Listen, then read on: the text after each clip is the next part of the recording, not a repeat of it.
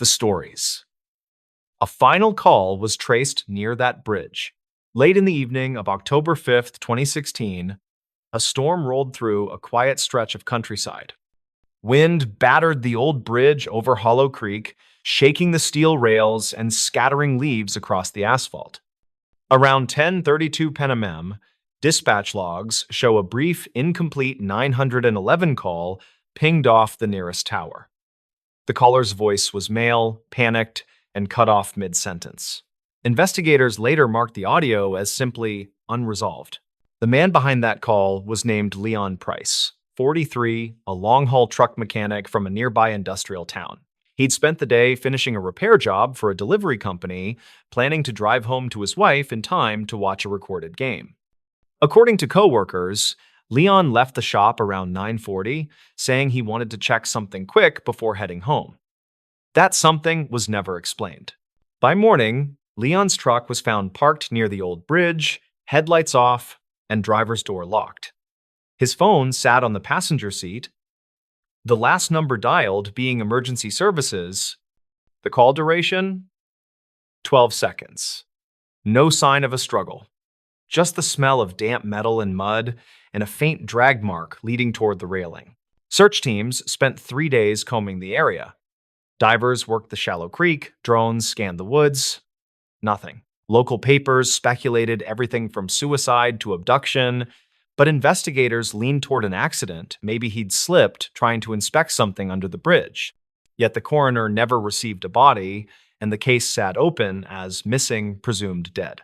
His Nuber mens in Spix. Years later, in 2021, a city engineer named Rachel Kearns was reviewing archived bridge inspection photos for a maintenance report. In one image, taken 2 days before Leon's disappearance, a reflection caught her attention.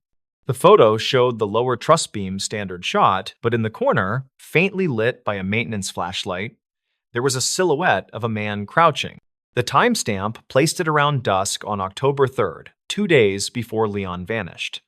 The engineer who'd taken the photo, retired since, confirmed no one else was scheduled to be on site. Rachel forwarded the image to the county sheriff's office, and they reopened the file. Investigators re-examined Leon's work records, tracing his calls and texts from that week. One stood out. A message to a contact labeled BR sent the afternoon of October 5th. It read, asterisk, I found it, meeting at the bridge tonight. Asterisk, the number was prepaid, never registered, and disconnected within 48 hours.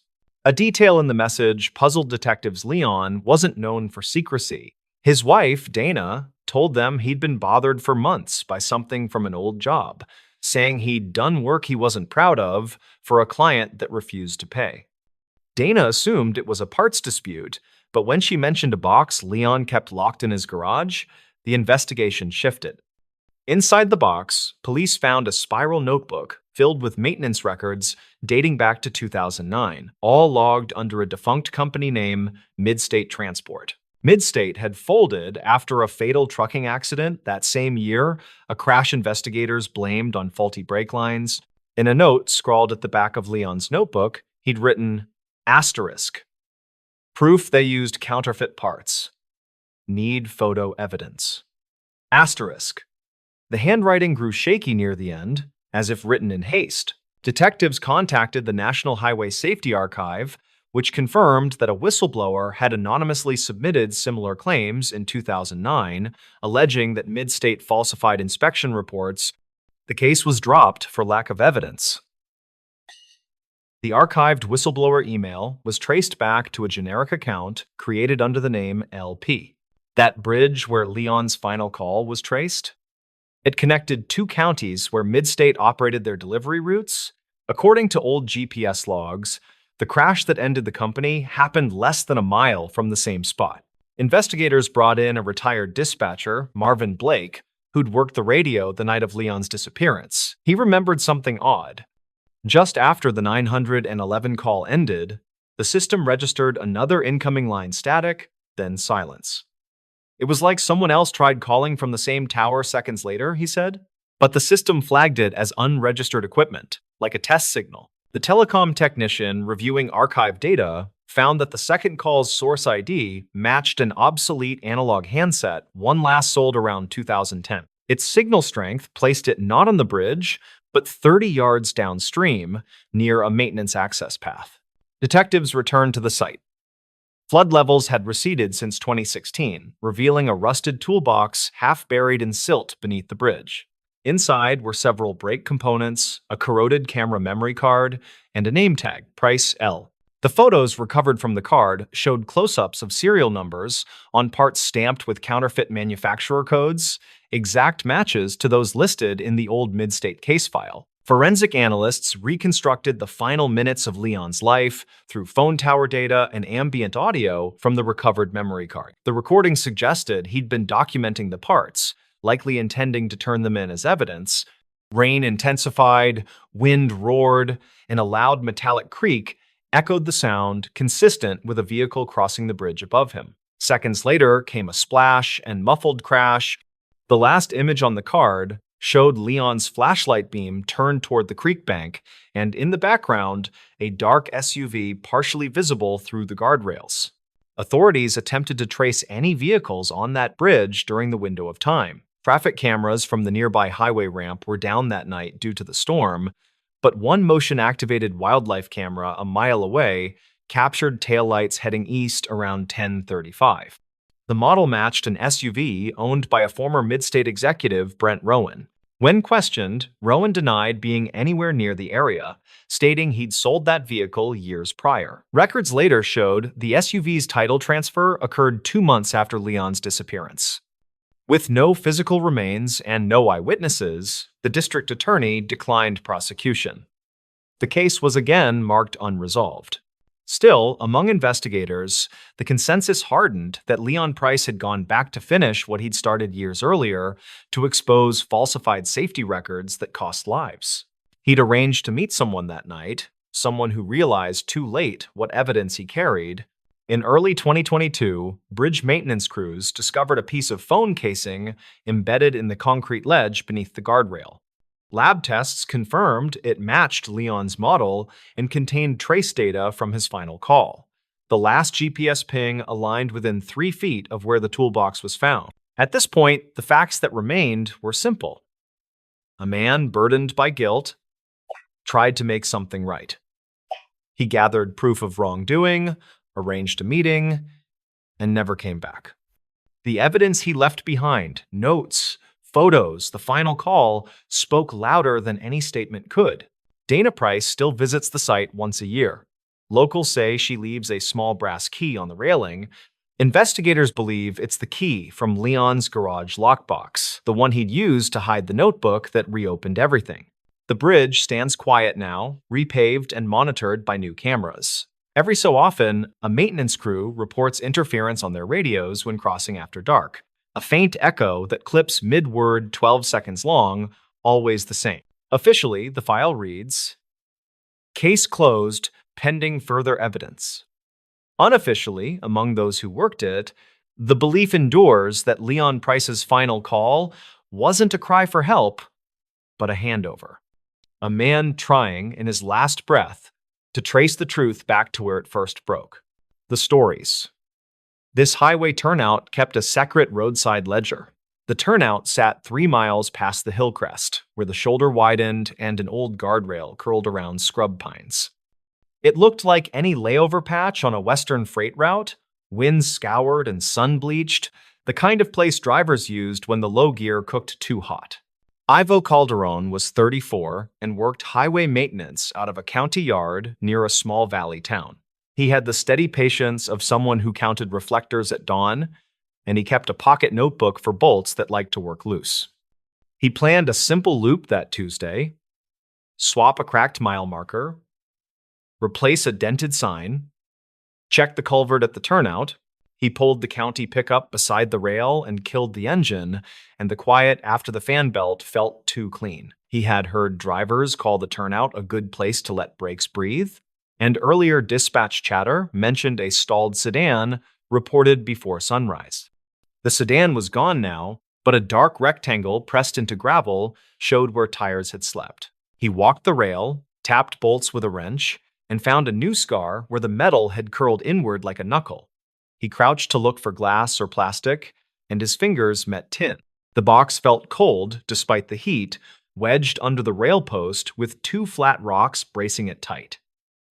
He checked for snakes first, then slid it out with a sand scuff. Inside was a ledger wrapped in a cut trash bag, bound with string, edges rubbed thin as old denim.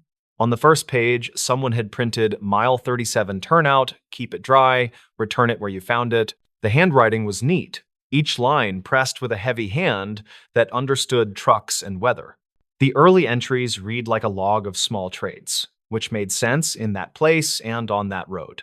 Diesel siphoned and replaced with cash, jump starts marked with initials, spare brake light bulbs counted like borrowed pencils. The dates were written carefully as words, like 2019 and 2020, and then the numbers stopped for a while when the world went strange. He flipped to a recent page and noticed a different style, lighter ink and quicker strokes that curled on the downstroke. It said, "Skimmer crew parked by mile 32 according to a driver. Call the county before you accept a tow." Another said, "Gray sedan with a trailer ball gave bottles and left at dawn. Check camera near the crest for plate." He looked at the tin again and found a folded slip beneath the ledger that smelled like lemon cleaner. Someone had written, "If you find this and you work the road, please look at dispatch logs from last winter." He recognized the phrasing and the gentle push, not a demand, more like a tired neighbor asking you to look through a fence. He set the ledger back in the tin, snapped a quick photo for memory, and secured the box the way he had found it. The air felt still, and a low thunder came from the downshift of a distant semi that needed the long lane more than talk. He got in the truck, scratched a date in his pocket notebook, and drove back toward the yard with the uneasy feeling of stepping on a path with fresh footprints.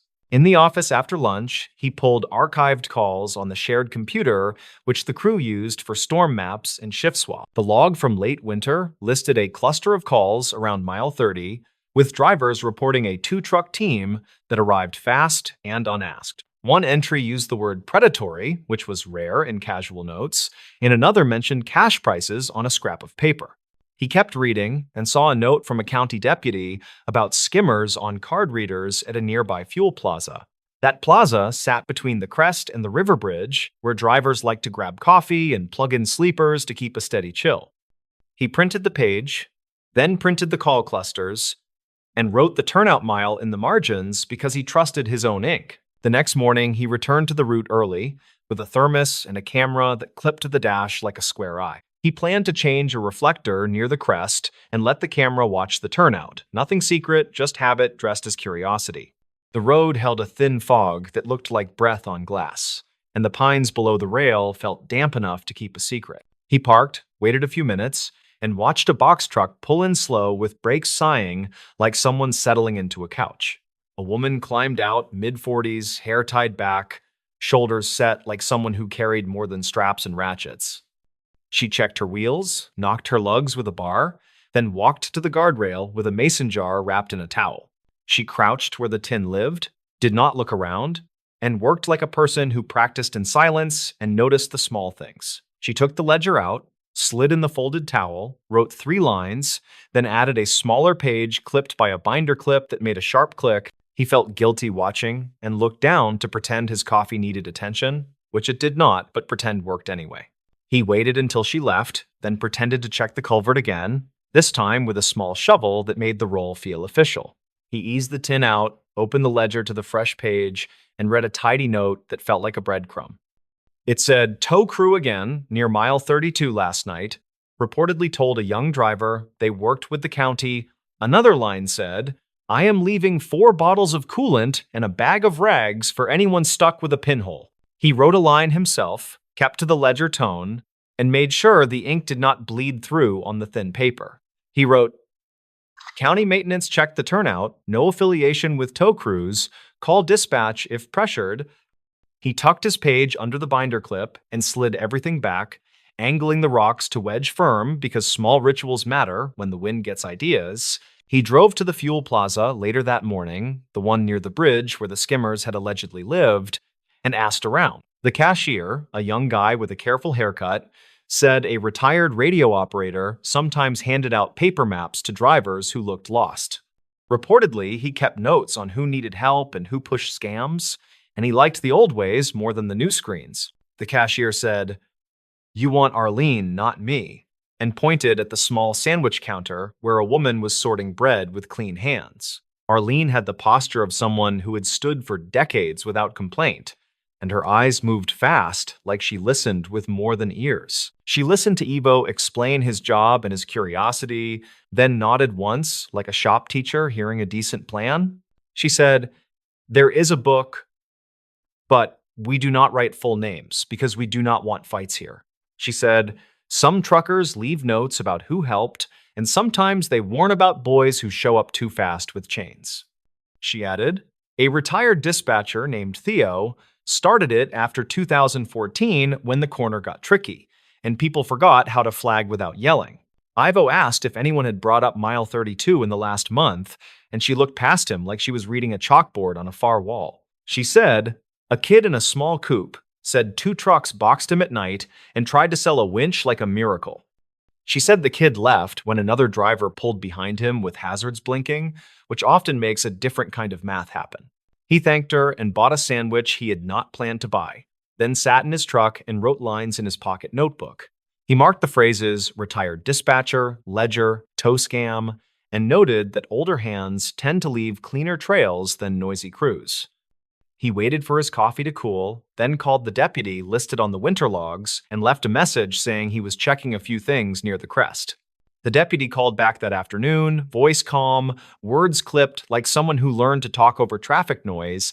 The deputy said there had been several reports of quick tow teams and a few complaints about skimmers, but nothing firm enough for a charge.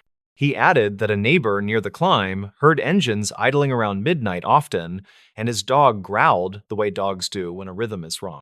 Ivo returned to the turnout at dusk with a reflective vest and a flashlight because nothing good happens when you pretend the dark is friendly. He checked the tin and found another page, this one printed with careful block letters like a patient teacher. It said, "If you need to know, check the gate camera on the service road above the crest and ask for last January." He knew the service road, a narrow cut that served a radio tower, and a wind monitor the county refused to replace. The gate had an old camera that fed a shared system, which logged plates and headlights more than faces and worked better than anyone expected. He sent a request through the county portal and asked for January footage from late night hours, and the reply came with a link and a warning about file size. He watched the clips after dinner on the break room monitor because the screen at home had a cracked corner he never fixed. In one clip, the turnout sat dark and empty until a pair of flatbeds eased in like wolves that knew the fence lines. Minutes later, a small hatchback rolled to a stop, hazard lights pulsing a tired heartbeat, and the flatbeds moved as if pulled by the same string. He watched the first driver step out and talk with quick hands, then watched the second driver circle the hatchback like it had a scent. A third vehicle pulled in and stopped behind the hatchback, a high sleeper with long antenna wires and an American flag sticker on the lower door. The hatchback backed away slow, then faster, and left the turnout with the sleeper following, which made the flatbeds idle in place. Next, he watched late January. And this clip hurt because the rain made everything shine like a wet stage where actors forgot their lines. A refrigerated trailer pulled in with smoke from one wheel, a soft gray that looked almost polite until it thickened at the edges. Within minutes, 2 figures worked the hub, one with a small extinguisher, one holding a flashlight, steady and calm, even as the smoke turned rude. The next page of the ledger joined the footage in his mind and made something click that felt like a seatbelt slipping into place. The page listed a night where a driver named Ash met a retired radio man who carried a milk crate of fuses and flagged traffic by feel. It said Ash made it to the next exit and left a case of water behind the rail as thanks, and the radio man refused cash with a stubborn grin. He started to suspect the ledger was not only a list of favors or warnings, but a quiet schedule for kindness that traveled under the grid. The binder clips held more than paper, they held little runs of trust, and a handful of people had decided the turnout would be a tiny town square. He still had to connect the tow crews to something more firm, or at least line up a clean path between names and nights. He reviewed the January footage again, then compared timestamps against dispatch logs, and found a gap where a call had been recorded but then labeled incomplete. The call preview mentioned a shaky voice saying 2 trucks had blocked a lane near mile 32, and another voice saying help was already on the way. The logs showed no county units listed, and the note ended with line dropped, likely lost signal. He printed the clip stills and wrote notes by hand, careful to keep letters large and unhurried because speed ruined more ink than rain. He visited the plaza again and asked Arlene if she knew a retired radio man named Theo, which made her mouth twitch like a bad joke arrived late. She said Theo still came in on Thursdays to trade old surplus radios for stories he liked better than the radios themselves. On Thursday, she waved Evo to a small table near the window where a thin man sat with a canvas cap and a careful breath. Theo looked at the stills without touching them and asked easy questions about wind direction and how long the trucks had stayed put. He read the ledger note photocopy and raised one eyebrow at the refund line where someone had scratched out an unkind word. Theo said, "That book started when we lost a pullout after a washout in 2014 and needed somewhere to map goodwill." He said, "We kept names light on purpose. No addresses, no hero stories, just notes that kept people honest enough to look in the mirror." He added, "I have reported the cruise twice with plates, but the plates led to a rental maze that likes to erase footprints." Ivo asked if Theo would mind adding a line that county maintenance knew the ledger existed, and Theo nodded once like a metronome. He wrote in a tight script, "County eyes know this book and prefer its honesty, no affiliation with any tow company." He slid the pen back with 2 fingers, then told a quick story about a snow chain locker that used to freeze shut and how a hammer can respect stubborn metal without breaking it. The next week, Evo placed a small metal cabinet behind the rail, painted brown like the dirt, no markings, no lock, just a storm latch. Inside, he put rags, coolant, a cheap inflator, and a folded card that said, "Call dispatch and wait if anyone pressures you about towing." The ledger went into the cabinet with its tin, and a note asked writers to close the latch because the wind enjoyed rude jokes.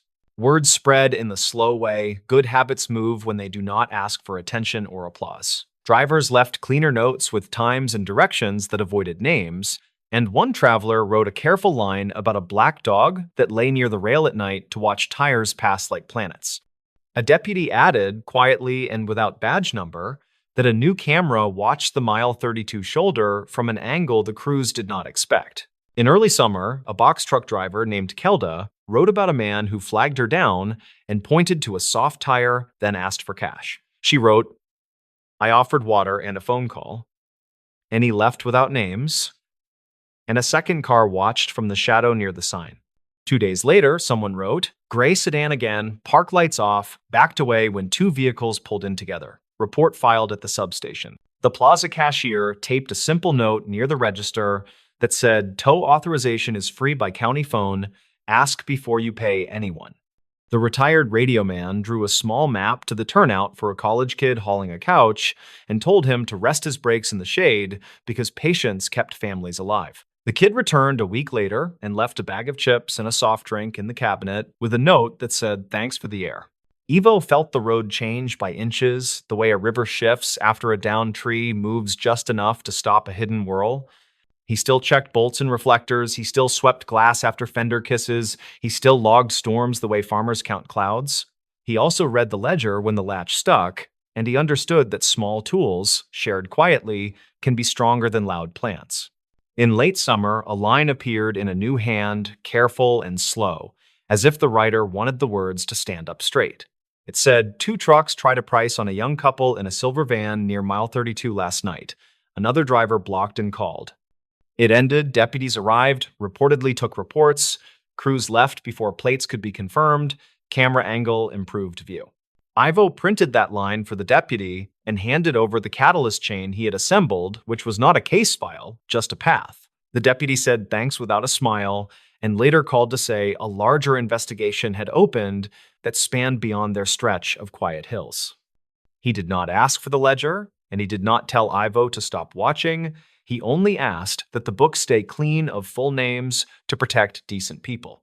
The turnout kept breathing in its slow way, heat riding off gravel in visible waves that made everything wobble and dreamlike. The ledger pages grew soft at the corners, and someone glued reinforced strips to the spine with care that matched the first handwriting. Now and then, a new driver wrote a sentence that sounded grateful for a simple jug of water left by a stranger with a pencil. A local professor left a note about starting a small roadside history project and asked if anyone minded a photocopy at the library. Theo wrote yes, but keep the copy without names, use dates written as words, and call it the Mile 37 book. The library later displayed a scan that showed a landscape of small trades and warnings, nothing dramatic, just a community stitched by traffic and time. Ivo stopped keeping his own separate notes once the system felt stable enough to grow without him tugging at every thread. He still checked the cabinet latch, still wiped dust off the tin, still tightened bolts with gloves that smelled like oil. And Sunday, he understood the ledger worked because it was specific but humble, and because no one wanted ownership beyond a steady line and clear daylight. When the wind came down from the ridge and the pines whispered like a big crowd that agreed on the same joke, the turnout looked ordinary. It still hid a storage of rags and coolant. It still held a book with entries written in hands that learned patience from asphalt. It still sat 3 miles past the crest, where trucks let their brakes breathe, and people learned to slow down enough to see one another. He remembered the first time he had levered the tin from the dust, felt the weight of words that did not need a speech. He thought about the winter calls, the quick hands at the hub, the quiet driver who blocked a box and made the math different. He thought about how a secret can be a responsibility more than a thrill, and how some secrets work best when shared carefully and left mostly unremarked. Arlene kept handing out maps and sandwiches, the cashier kept teasing drivers about their sweet tooth, and Theo kept trading radios for stories he liked better. The deputy kept watching Mile 32 from an angle that made crews uncomfortable, and the plaza lights kept throwing a honey glow across damp pavement after late rain. The road kept moving people who carried every kind of trouble and hope inside their glove boxes and on their dashboards. The ledger held a few blank pages that looked like future mornings and late nights, and the latch kept closing with a soft click. Travelers kept adding lines that sounded like a handshake, and the turnout kept holding small proof that strangers can decide to be neighbors. The book did not stop every scheme, but it hurt the margins enough that different plans made more sense than the old fast money ones. Ivo still checked the culvert after storms, still measured sediment against last season, still logged a snake sighting when a thicket rattled like loose change. He knew the ledger would change hands again eventually, not because he wanted it, but because the road decides and the people follow. He trained a new hire to watch for bolts that work loose and told him that some fixes start with a pencil and a jar. If anyone asked why the turnout mattered, he would point to the cabinet and the scrub pines and the clean lines of the rail. He would say that a book of simple favors became a ledger of safety, and that safety looked ordinary until you added up the lines. He would not mention names, and he would not tell a single hero story, because none of it needed that kind of shine. The highway kept its stubborn rhythm, and the ledger kept its quiet balance, and both felt honest in a way that made sense. The secret was not really a secret anymore, not to the people who needed it and respected what it asked. It asked for neat lines, shared tools, clear times, and the courage to arrive with hazards on and no need for applause. The stories. The motel room safe with a secret ledger. The motel sat just off a 2-lane highway that curved through a stretch of desert where radio stations faded to static. The signs still buzzed faintly, a few letters missing so that it read, asterisk, Elton Mo L asterisk. For years, the rooms had been rented mostly to truckers, traveling salesmen, and people who didn't want their names on a record. But in the spring of 2011, a part-time maintenance worker named Vince Daly age 42, came across something in room 12 that would change how the place was remembered. Vince wasn't an ambitious man. He fixed air conditioners, mowed the patchy grass, and replaced broken keys. On that particular morning, he was there to remove a faulty safe from under the dresser. It had been locked for years. Ever since the manager before last passed away, the new owner told him to cut it open so the space could finally be rented again. Inside was a single object, a small black ledger, its edges curled and faintly sticky, as if something had spilled on it long ago. The front cover had no name, no label, just a thumbprint stain.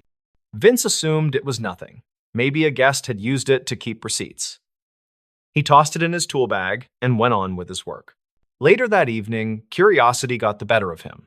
He opened the ledger while sitting at the counter of a diner across the road.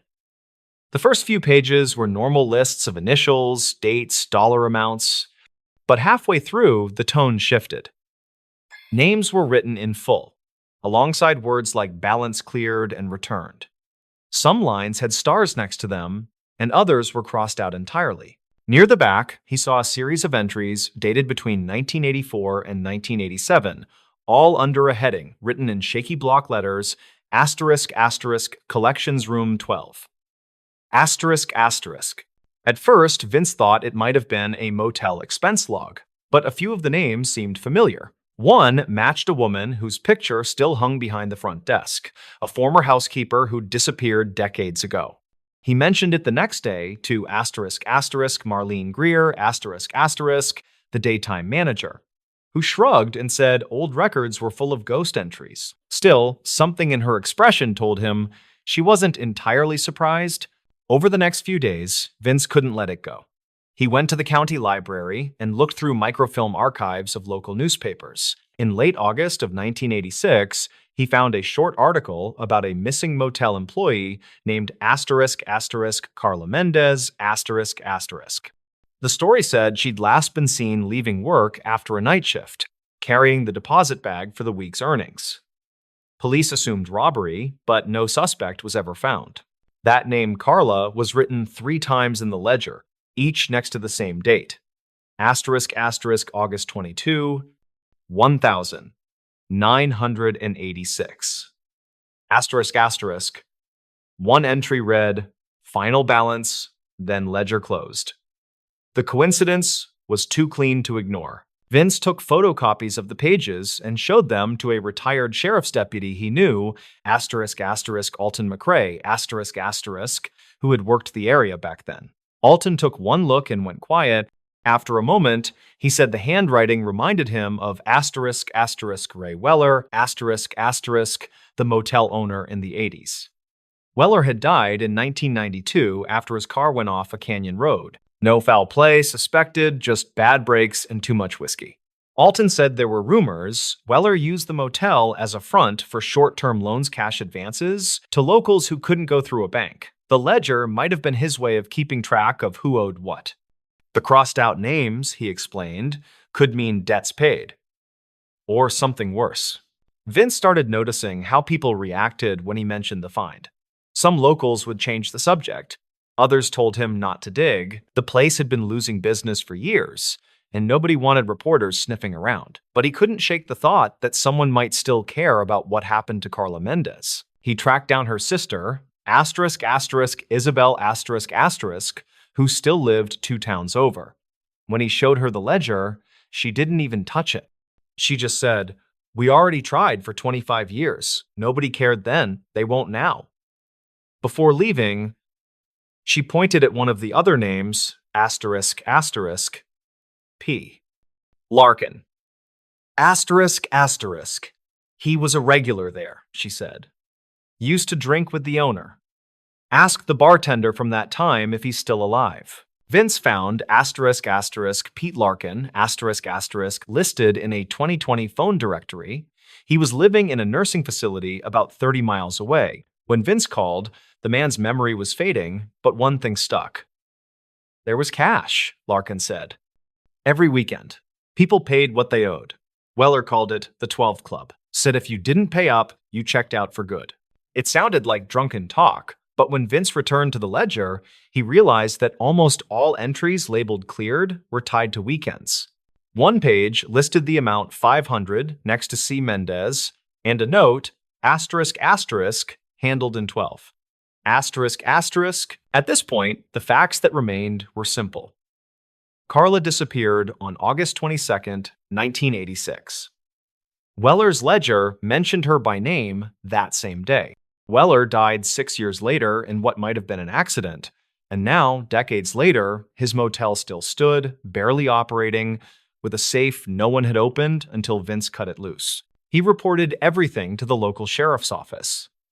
They took the ledger as evidence, but nothing came of it for months. Then, in early October of 2012, a construction crew working on a new drainage ditch behind the property uncovered partial human remains. Dental records confirmed they belonged to Carla Mendez. The investigation was reopened. Forensic teams matched residue from the ledger's pages to soil found at the burial site. Both contained the same rare industrial solvent used in the motel's janitorial supplies during the 80s.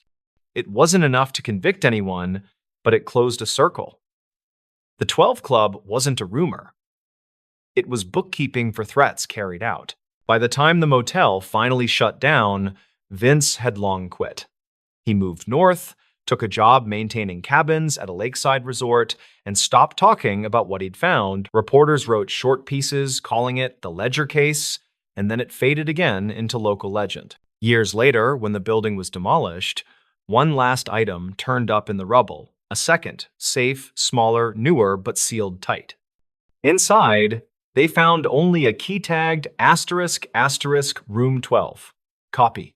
***, nothing else, no pages, no ledgers, just that key. Placed deliberately. People who'd worked there guessed Vince had planted it, a quiet nod to what he'd uncovered, but those who knew him said he wouldn't have done that. He hated attention, maybe it was Weller's doing, a strange joke meant to outlast him.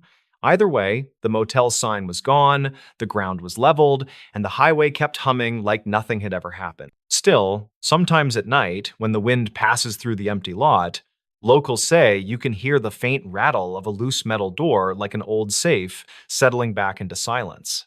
Whether that's true or not hardly matters.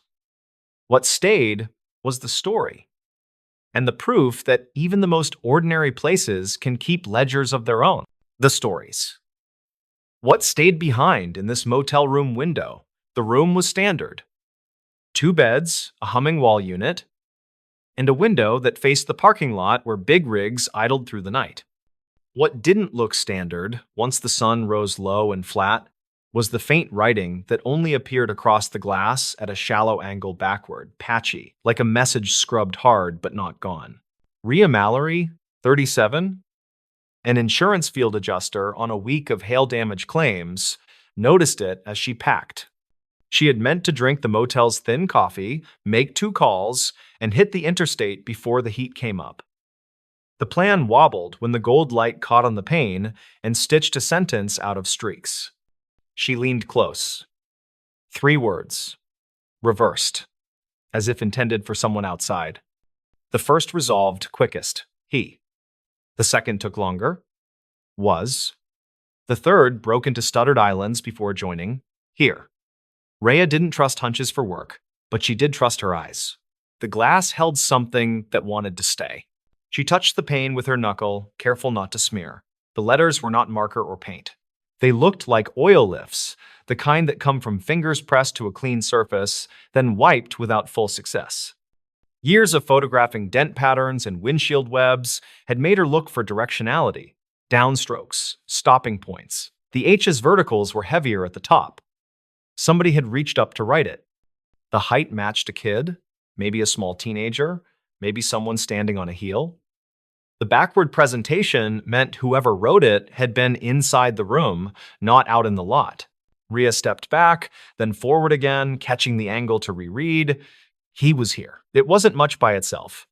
Still, it clicked against something she half remembered. A flyer she'd seen in a gas station along this same highway, western Nevada. A wide run of sage and salt flat about a kid who had vanished years ago, last seen near an old roadside motel. The details on the flyer had been faded and generalized, and she hated the feeling of turning strangers into puzzles. But the message on the glass wouldn't let go. She snapped a photo, then another with the curtain pulled halfway to throw side shadow. Insurance habit. She set her phone on the sill and made a line in her notebook, room 23, north building, roadside motel off the state route near the truck stop, morning light from the east. She added the date in her own style, early September of 2011, because she'd learned that memory softens the edges of time. Down at the front desk, a man with the posture of a coiled garden hose slid a receipt across the counter. He wore a shirt with a stitched name: Denton Kroll, property manager. He had the long stare of someone who had solved the same small problems for too many seasons. Rhea mentioned the window, casual like it was a maintenance note. Cleaning streaks, Kroll said. Windex when the sun hits. He tapped the desk with a capped pen. Happens. Could be, she said. It looks like words, though. Backward, like someone wrote from inside. People do all kinds of things to glass, he said, not looking up. Kids breathe and draw hearts. Guests leave handprints. Our crew wipes it down. Since when have you managed this place? Rhea asked. Still casual. Late 2000s, he said. Before that, it was old Mr. Levitt's. He let things slide. We've replaced a lot of panes, Truth told. He would not say more, and she didn't push. It wasn't her business. She was there for roof photos and the Dent farm on a fleet of sedans. But curiosity has a way of hiring a seat beside duty. Back in the room, she stood the motel stationery on edge to catch more oblique light. The letters resolved again. She took a slow breath, then put her phone on voice memo not to narrate, just to capture the ambient hum and her measures. A trick a photographer had taught her to anchor memory later. The air smelled like old cleaner and the metal tang of the window track. Her internal clue came by accident. When she slid the curtain fully open, the bottom hem snagged on a plastic spacer in the aluminum frame. The spacer was cracked, held with a sliver of old tape. The tape wore a different sheen than the rest of the frame. Brittle amber with torn fibers pressed into it. On top of that tape, ground into the glue, lay a tiny fleck of blue wax, the kind cheap crayons leave. Someone had taped something in place, maybe a page, maybe a label long enough for wax to settle. It matched the backward writing. If a sign had ever been stuck there, it would read correctly to the room. She wrapped the little tape shard in the motel stationery. Not as evidence she wasn't law enforcement, but because it felt wrong to leave it to a vacuum head. She took macro shots of the frame, the spacer, the wax fleck, and the area of glass where the words showed best. Then she checked out, turned in her keycard, and drove to the first claim 2 towns over. She told herself it would end there. It didn't. At lunch in a diner with counter stools and a corkboard of lost puppies and church suppers, she asked the waitress if the motel had any stories. The waitress, thin braid, name tag reading, Paloma rolled her eyes. Depends on your appetite, Paloma said. Folks, stop, sleep, leave. Years back, a trooper sat there with coffee for a week straight. Didn't say why, just watched the door. Remember when? Rhea asked. Late 90s? Maybe early 2000s? Paloma said. Time fuzzes. He had a name like Otero, or something like that. People said a kid was missing. No one talked specifics. Rhea looked at her phone photos again in the car. He was here. She tried to leave it alone. That night, at another motel 2 counties away, she gave in and called the number on a public information page she found for the State Highway Patrol. A desk officer forwarded her to a sergeant who handled cold inquiries. She left a measured voicemail, using evidence terms that felt correct to her station. I'm calling about a motel window in Western Nevada. Room 23, North Building. There's old oil-lifted writing that reads he was here when viewed at an oblique angle. There's also tape residue with blue crayon wax embedded in a spacer on the frame. I'm not asserting anything, just saw it, photographed it, and thought it might matter if there were any archived calls tied to that property. A day later, a woman called back, voice steady, words spare. She introduced herself as Sergeant Mara Vickery. Rhea put her on speaker and laid out exactly what she'd seen in order. Vickery didn't indulge or discourage.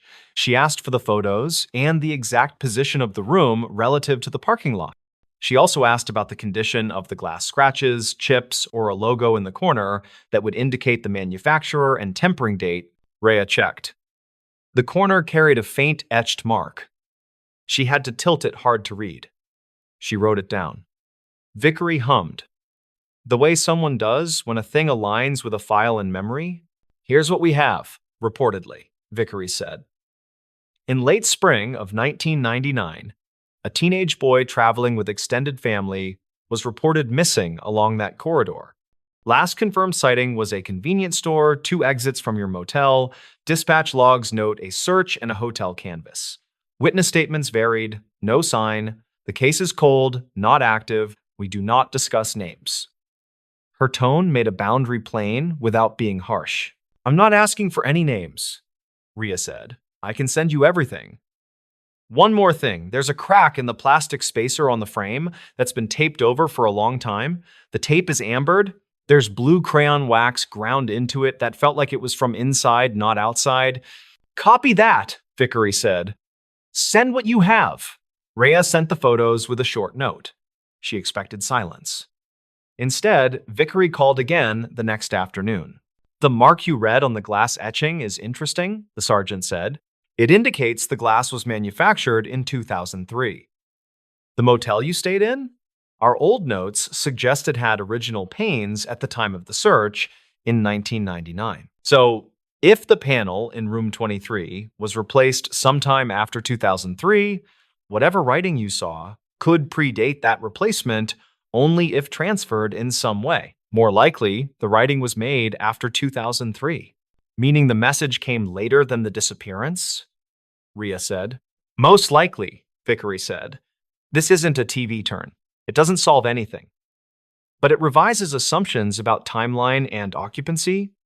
It suggests someone connected, or someone who wanted us to think they were connected, came back to that room after 2003. We would need maintenance records to know exactly when the glass went in. It made sense, and it did not hand her any drama. It did offer direction. Rhea drove back after her last claim and asked for Kroll again. She didn't pretend she had authority. She did not hint at leverage. She simply showed the macro photo of the etching and the cracked spacer and asked if he had any records on window replacements.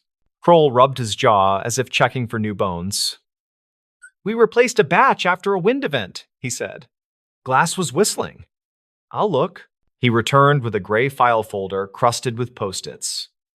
Inside sat stapled invoices with dates in the margins.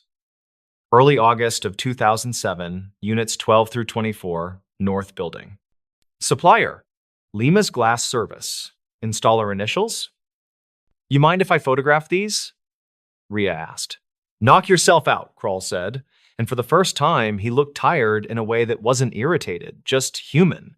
The external confirmation came when Rhea called the number on one of the old invoices and got a man answering on the second ring. Limas, he said. Hector speaking. He remembered the job, long run of aluminum frames that had gone chalky from sun, Hector Limas said. We swapped panes and spacers where needed. I had to rig a few things because the sill channels were bent. We didn't touch curtains. New tempered glass stamped 2003 because that's what the distributor had bulk. Do you remember room 23? Rhea asked, knowing the question was broad and that memory is a wide net. Vaguely, he said. I remember one where the inside of the glass looked fingerprinted even after cleaning. We assumed someone had handled the pane before it cured. The housekeeper complained the smears came back in certain light. We used ammonia. It didn't fully lift. That's not unusual. Oils can ghost. Did you ever see writing in the oil? She asked. Could've, he replied. I don't read windows for stories. We replaced what was cracked. You're talking ghosts. They happen. If you think it's more, tell the troopers. She had already done that. She thanked him and wrote his comments down exactly, adding reportedly and remembered vaguely, because precision and humility can keep a story honest. Over the next week, Rhea kept doing her real job, hail dents, roof lines, signature blocks, while she let the window gather its own weight. The sergeant called one more time to say they had pulled the motel's old work orders. The pane in room 23 had been replaced in early August of 2007, matching the invoice. Maintenance logs around that month showed a housekeeping note. Writing keeps showing on 23 window. Tried vinegar. Still shows in morning.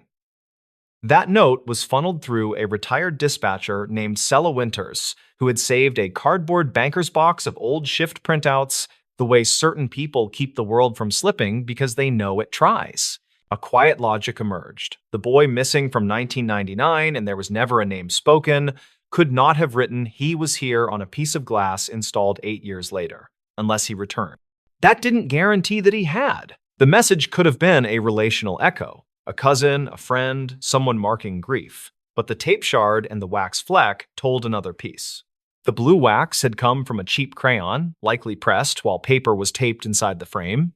That suggested a small person sitting there, drawing, or someone steadied a page while trying to line up letters against the glass. The residue was on the inside spacer, not outside. That meant a moment happened in the room, not on the lot. Vickery asked a small favor that Rhea could do without crossing lines. Return to the room and try to lift a better photograph with crosslight. Rhea booked herself back into the motel on her own dime at the tail end of a loop. She requested 23 and got it after a shrug from Kroll. She came prepared with nothing fancy, just a black foam board to bounce light and a cheap angled flashlight from a hardware store. When the first edge of sun moved off the far hills, the letters bloomed again. She fixed the angle with books and the foam board, then took a series at different exposures. In two of them, a smudge sat low and right. Below the third word, barely a mark unless you expected it. It looked like a short curve with 2 dots and a drag. Rhea stared until she understood what shape it wanted to be. A crude smiley face, the kind drawn in 3 seconds by distracted hands. In the room notebook, decades old, Sella Winters had jotted a dispatch aside in 1999 that mentioned the kid's habit of drawing quick smiley faces in margins when nervous, according to a teacher's comment taken by phone. That was not proof. It was a soft echo between two separate things. Still, the echo categorized itself as relevant. When Rhea sent the new images, Vickery didn't tell her it solved anything.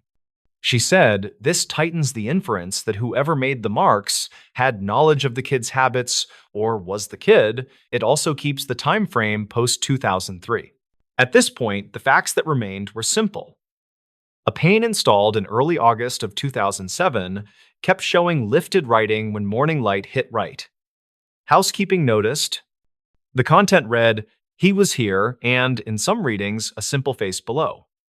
Tape residue and a crayon fleck lived on the interior spacer.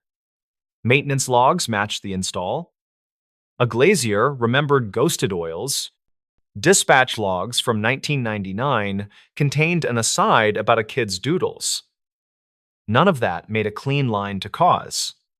It did what good detail does. It removed a few wrong lines. The twist, quiet but firm, landed 2 months later. Not for Rhea's benefit, and not with fanfare. Vickery called to let her know that, in reviewing archived calls surrounding the motel, a short anonymous tip from late summer of 2007 had been found. The caller, whose voice was masked by the crush of a payphone, had said only, check the north building, 2nd floor, room by the ice machine. Mornings show messages. The number had been a dead end then. The note sat in the file without connection because no one had compared it to the install logs. Now they matched. The pane had just been replaced. The message, then, could not be a relic from before the disappearance. It was a marker laid down later, possibly by someone who had returned to a familiar place to say something without saying much at all. Rhea asked the only question she could. Does this help? It helps me not waste time on a wrong year, Vickery said. Sometimes that's the whole gain. And that was it. No chase, no doors kicked. Instead, a timeline corrected by what stayed behind in a motel room window. Rhea didn't tell the story to anyone who would make it into a campfire shock. She kept the tape shard in a small envelope with the word motel and the date in her hand, even though she knew it had no chain of custody value. It wasn't evidence for court, it was gravity for memory. On her last pass through that stretch of highway before winter, she pulled into the truck stop at dusk and watched the north building of the motel throw its square lights into the lot. The window of room 23 held the look of any other.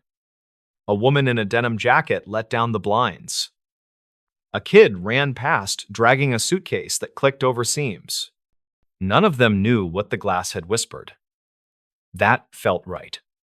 A real story refuses to belong to whoever tells it the loudest.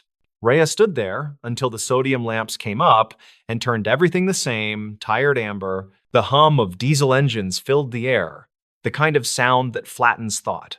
She thought, briefly, of the words someone had pressed there with damp fingers and of the faint, silly face below. Not testimony, not confession, just a note at the exact height of a small person trying to leave proof of a breath. The truth in it was not the grand kind. It was the modest, late kind, the kind that lets people who do this work say later, with care, that a thing likely happened in a different month than everyone thought, and that a pane of glass, replaced in early August of 2007, had kept those mornings honest for years. She drove away without looking back, because looking back is for when there's nothing left to file. The motel settled into the dark, the window settled into shadow, and whatever stayed behind stayed there, just oil, just light, just enough. The stories. Why locals avoided that church basement after the flood. The church sat on a low rise beyond the river curve, and everyone still called it a safe hill.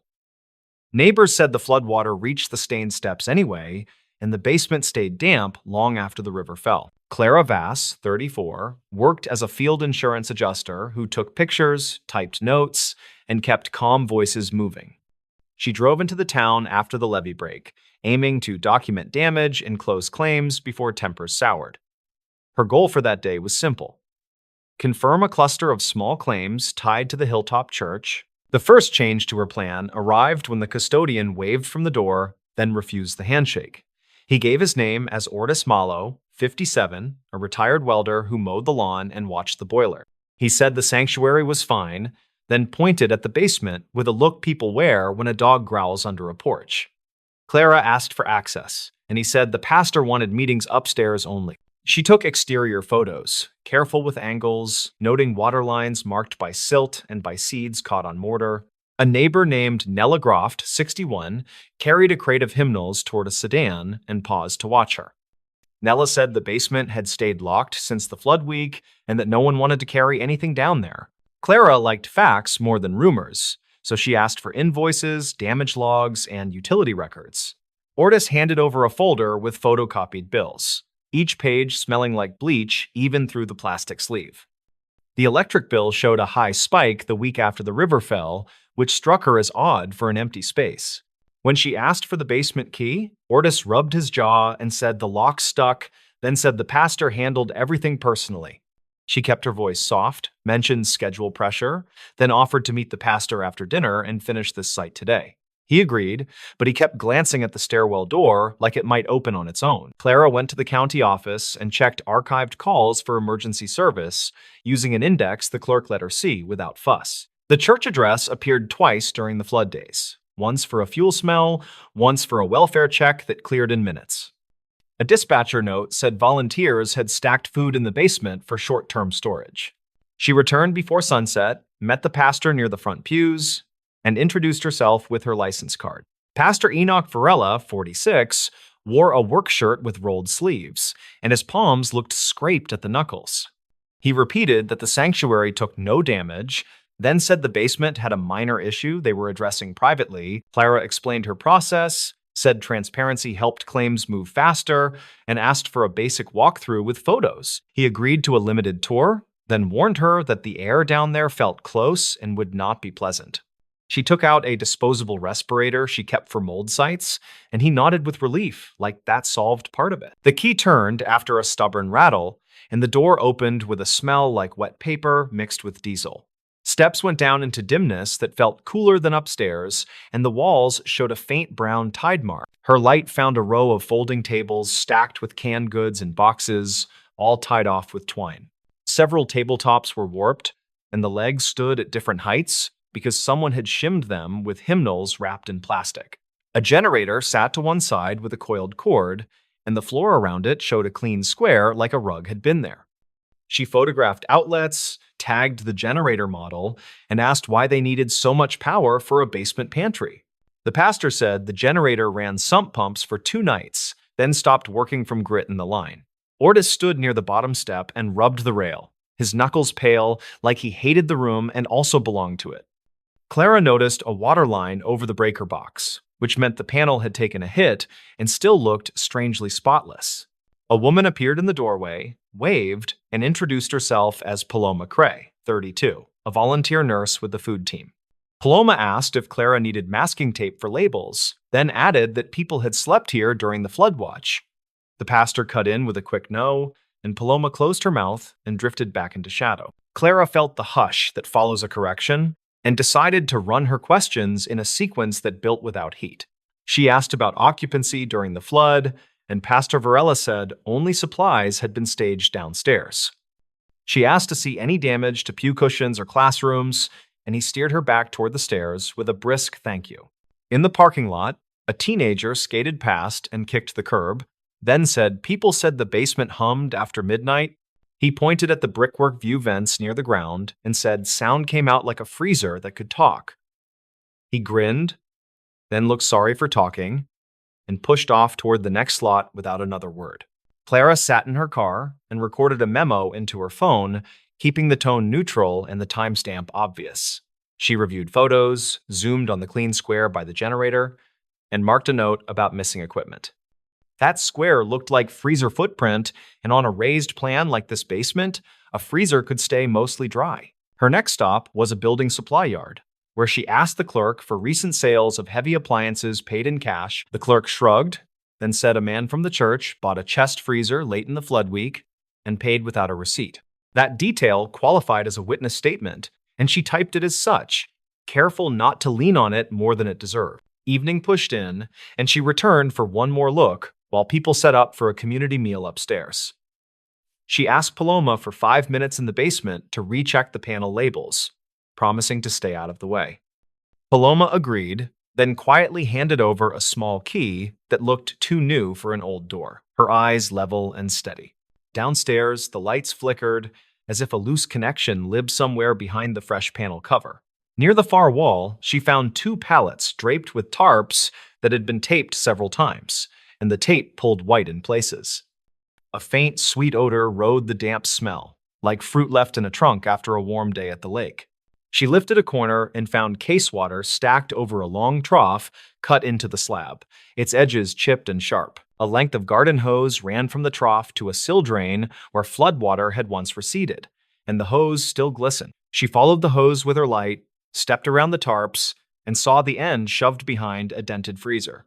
The cord was gone, but a film of oil on the floor traced a path toward the clean square near the generator. She crouched, counted to 5 to settle her breath, then stood and walked back toward the stairs to reset her approach.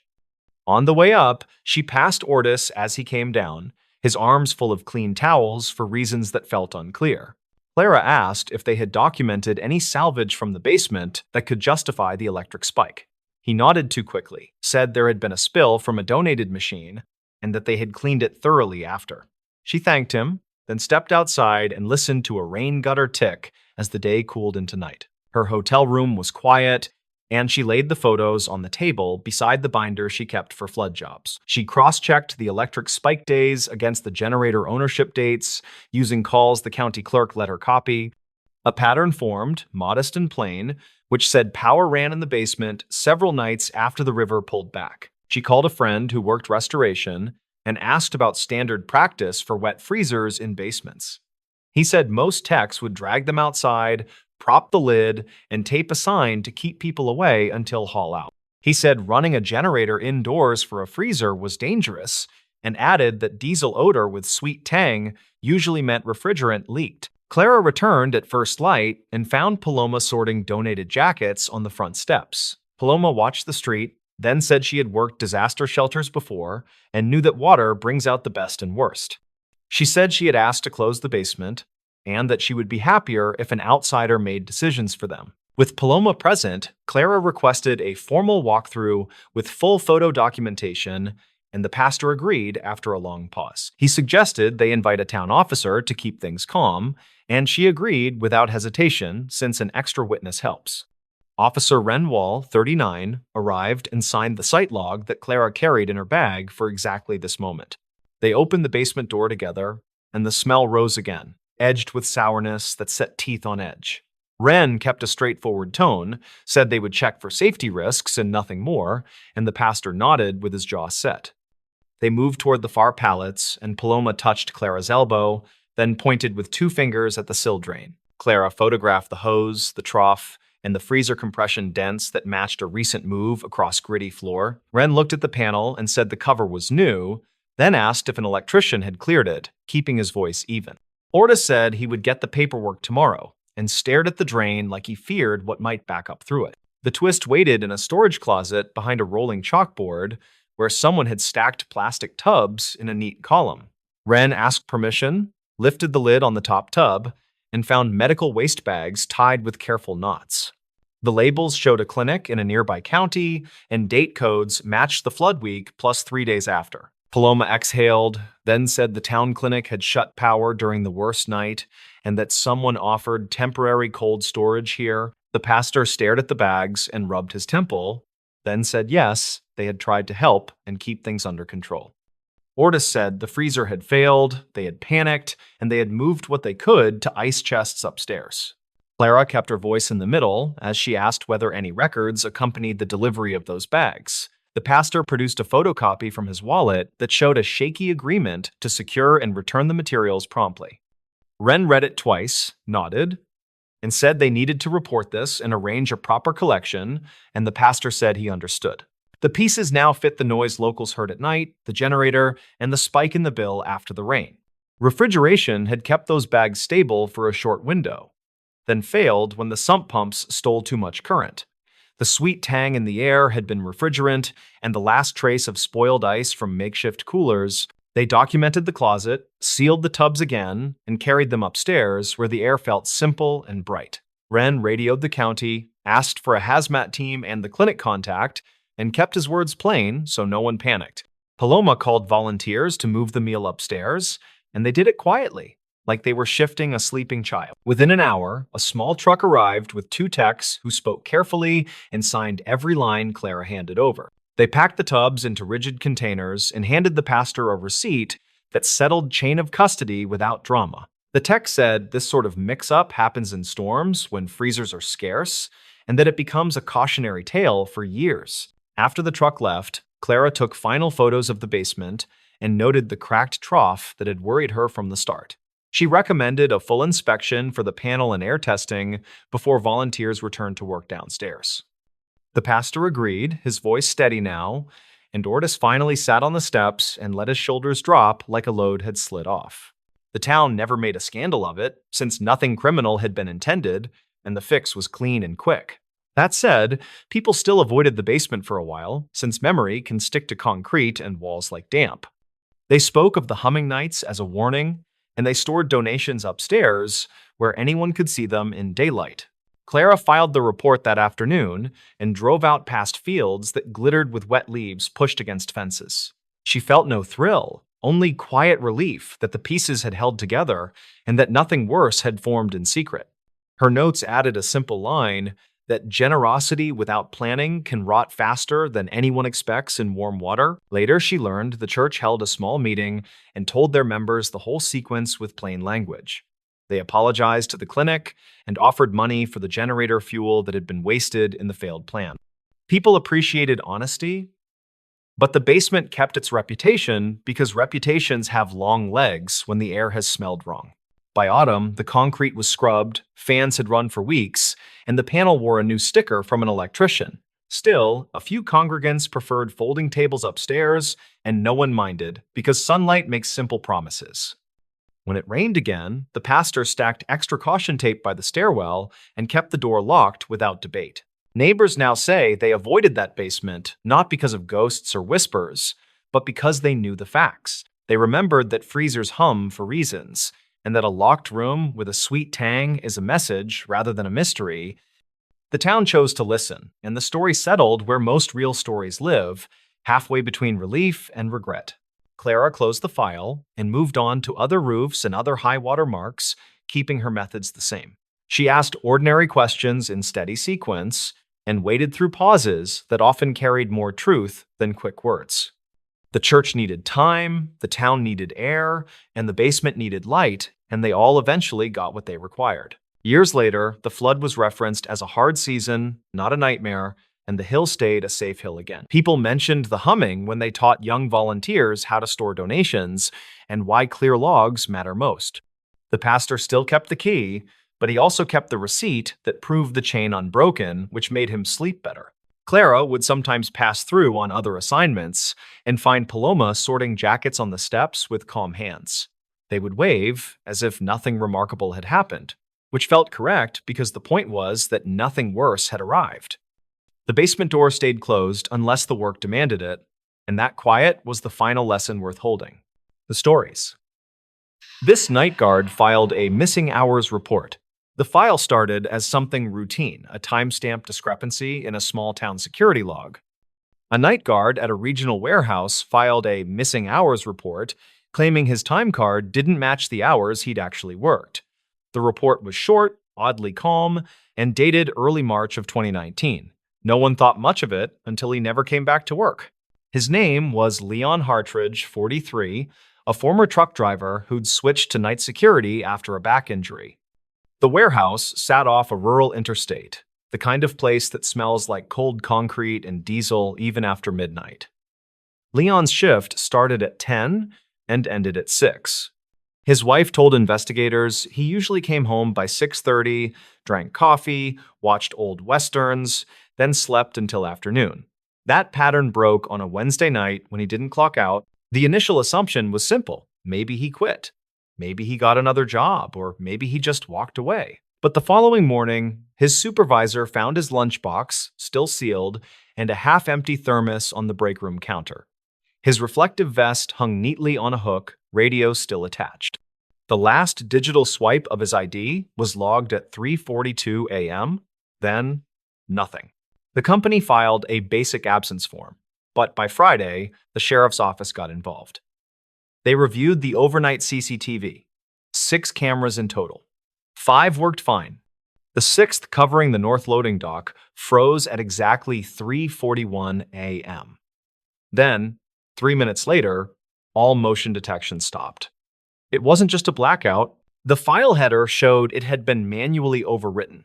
Leon's brother, a retired electrician, offered to check his apartment when calls went unanswered. Inside, he found Leon's keys on the counter, wallet in the same place he always left it, and a spiral notebook on the kitchen table. The last entry, written in his blocky handwriting, read, "Clock shows 4 when I walk out. Feels later. Light's wrong color again." Investigators traced that note back to similar remarks he'd made to coworkers in the weeks before. One of them, a forklift operator named Ray Corbin, told deputies Leon had been bothered by something about the new lighting system. The company had replaced the overhead fluorescents with motion-activated LEDs that flickered under certain camera angles. He said it messed with his sense of time, Ray recalled. He'd come in thinking it was midnight and swear it was almost morning. At first, police treated the notebook as irrelevant, a tired man rambling about lights. Then came the dispatch logs. A 3:48 a.m. call had been placed from Leon's company-issued phone to a non-emergency county line. The recording still exists. He told the operator he needed to document something about the schedule. His tone was formal, detached, like he was making a statement rather than asking for help. The operator tried to clarify what he meant, but the line dropped mid-sentence. The call lasted 53 seconds. When they checked the network records, they found something else. The call didn't route through the cell tower nearest the warehouse. It bounced from a tower 30 miles east across the river. That's the same direction Leon's phone was last pinged before it went offline, near an unfinished section of the old state bypass, closed since 2011. Deputies drove out there and found fresh tire tracks in the gravel, leading toward a fenced construction lot. No vehicle was recovered. Weeks passed. Local news ran a single story: warehouse guard missing after time card dispute. Public interest faded quickly. And as fashion, local news wanted the power. But in June, the company's new HR contractor discovered something odd while auditing payroll. Leon's time card for that final night didn't just show missing hours, it showed duplicated entries. Between 2 a.m. and 4 a.m., his ID was logged twice at 2 different doors, seconds apart. One swipe at the front entrance, one in the mechanical hallway. Same ID, same timestamp. Technically impossible. Investigators re-examined the internal server that housed the door logs. That's when they noticed a secondary access profile had been created using Leon's credentials, but tagged with a different department code, one belonging to the electrical maintenance division. The account was active for 1 week, then deleted. IT records listed the administrator as temporary systems testing. No one at the warehouse remembered authorizing it. The more they dug, the stranger the timeline became. Archived footage from prior nights showed brief blips in the digital clock, displays 3-second shifts where the time rolled backward before correcting itself. Leon had written about this in another note. Clock skipped again. Same moment the hum cut out. Technicians later confirmed that during those same minutes, a backup generator was cycling power for a series of sublevel fans. Only a few workers even knew the sublevels existed. They weren't active parts of the facility anymore. When authorities finally inspected the lower level, they found old offices sealed off with plastic sheeting and warning signs for asbestos. In one corner sat an unplugged time clock terminal dated 1994. The paper spool inside it still contained partial punch cards, yellowed and brittle. One of them bore Leon's employee number, printed faintly beside the name of a former contractor who died years earlier. That discovery reframed everything. Somehow, the modern ID system had merged data with the obsolete one, producing overlapping records that made it appear Leon was in 2 places at once.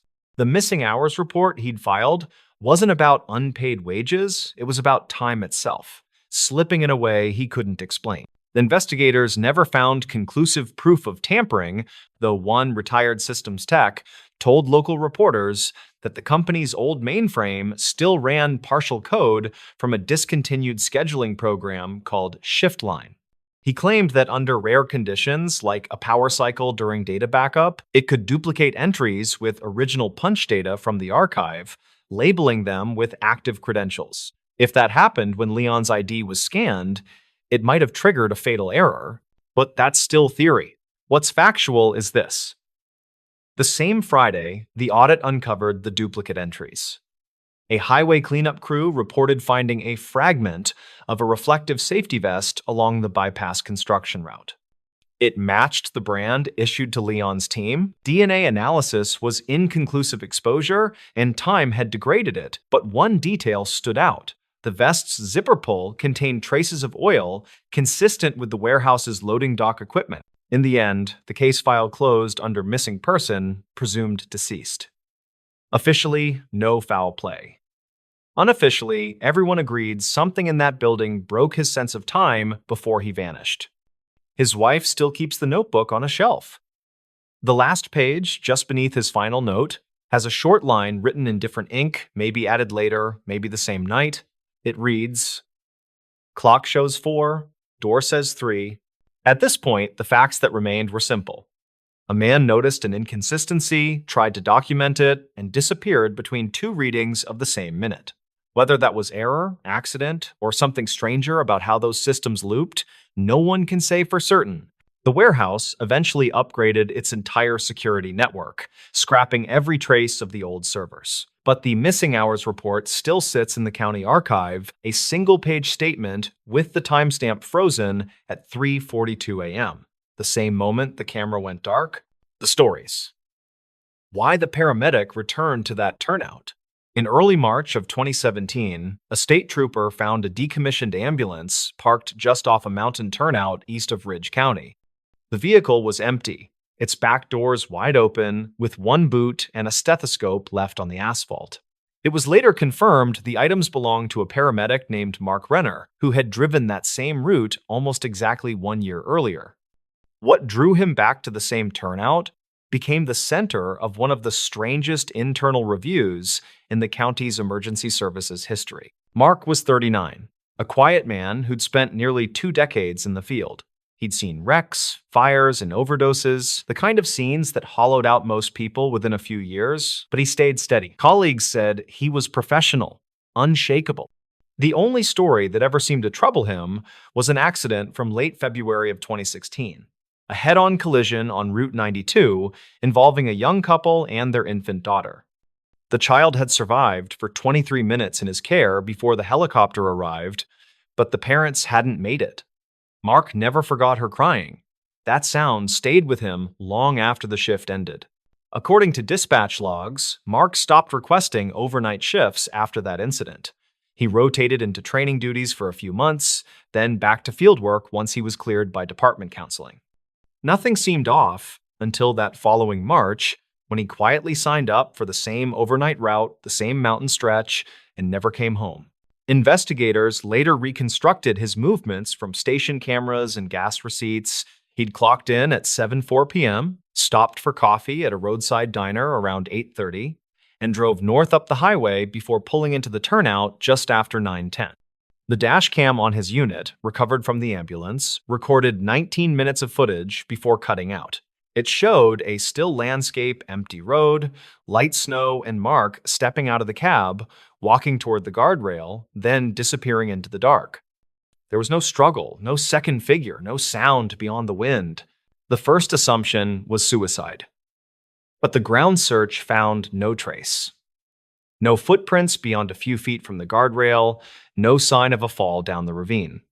The terrain was steep but not lethal, and cadaver dogs found nothing. When heavy rains swept through 2 days later, investigators halted the search. The county logged it as a presumed drowning, though the river below was shallow and slow-moving that time of year. Nearly 6 months passed before anything new surfaced. In August, a hiker found a sealed envelope wedged beneath a loose plank at a forest overlook, about 3 miles from the turnout. Inside was a folded piece of paper in a waterproof bag, written in uneven block letters. "I came back because I heard her." The note was signed M.R. and dated the same night Mark vanished. At first, analysts dismissed it as a hoax, maybe something left by someone who'd followed the case in the news. But when the lab examined the paper, they confirmed partial fingerprints matching Mark's employment file. The note's ink also matched a brand of pen issued in ambulance restock kits that year. For a while, speculation spread quietly through the department. Some said Mark had been unstable, still haunted by the loss of the infant. Others insisted he'd been fine. Then an old colleague, a retired dispatcher named Ruth Canning, came forward with something she'd kept an archived radio call from the night of his disappearance. She hadn't turned it in earlier because she thought it was just static bleed from another channel, but she'd kept the recording out of habit. When the file was cleaned and enhanced, it revealed something strange. A faint secondary voice overlaying Mark's transmission. He'd called in a routine report. "Unit 307, clear, returning to station." But beneath his words was another voice, faint and distorted, repeating a single phrase, "Still here." Audio experts couldn't fully isolate the sound. It could have been cross-channel interference, a bleed from another frequency, or an artifact from faulty wiring. Still, that clip reignited interest in the case. When investigators compared the timestamps, they realized the radio call had been made exactly 1 minute before the dashcam cut out. Following the renewed attention, a new team reviewed Mark's digital trail. On his department-issued tablet, recovered from the front seat, the last accessed file wasn't a dispatch log. It was a photo stored in a personal folder labeled Training Refs. The image, according to metadata, had been taken 1 year earlier on the night of the crash. It showed the infant's car seat illuminated by the ambulance's interior light with a small knitted blanket tucked inside. Nothing seemed unusual until they enhanced the reflection on the rear window. A faint outline of Mark turned toward the seat, mouth open as if speaking. The lead investigator, Lieutenant Harris, later told a local paper that what struck him most wasn't the evidence, but the timing. Every major event in Mark's final weeks corresponded with the accident's anniversary, the same dates, the same hours, even the same shift requests. It was as if he'd been tracing the exact pattern of that night. The county eventually filed its final report as undetermined circumstances. The official narrative suggested exhaustion, stress, and possible exposure contributing to disorientation and accidental injury. Yet, off the record, several responders admitted unease. One firefighter recalled hearing a distant sound of crying during the initial search, echoing faintly through the ravine, though no infant was ever found. In 2018, the turnout was repaved and renamed, and most people moved on. But every year, around late February, local radio operators report short bursts of static on the old EMS frequency. They last only seconds and usually coincide with wind gusts off the ridge. Nothing verifiable ever transmits through. Today, a small marker stands at that turnout, a simple white post with no inscription. Truckers still pull over there to check their brakes before the steep descent. Some say if you stop long enough, the silence feels heavier than it should, as if the air itself remembers something unresolved. No one ever proved what happened to Mark Renner. Theories range from a fall to voluntary disappearance, even to mistaken identity. What remains certain is that he returned there by choice. The note, the radio call, the anniversary, all pointed toward a man circling back to a moment he couldn't let go of. At this point, the facts that remained were simple. A paramedic haunted by one unfinished call, a turnout carved into the mountainside, and an unanswered question that time refused to bury. The rest is silence, the kind that fills the air between sirens, waiting for someone to break it again.